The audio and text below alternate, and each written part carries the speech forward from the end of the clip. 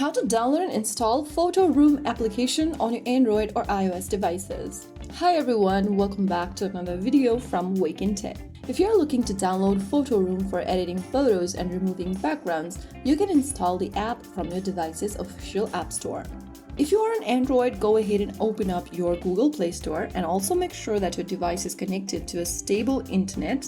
If you are on iOS device, open up your App Store and in the search bar, search for PhotoRoom. From the search results that appears on the screen, look for the PhotoRoom AI photo editor and tap on install. Wait until the application installs on your device, which will take a couple of minutes depending upon your internet speed. Once the application is installed, tap on open and you have successfully installed the PhotoRoom application on your device. You can then go ahead and follow through the on-screen instructions, answer some of the questions, and you will be able to get started with the platform. So that is how you download and install the PhotoRoom application. You can now start editing your photos. If you found the video helpful, don't forget to like, share, and subscribe to our channel.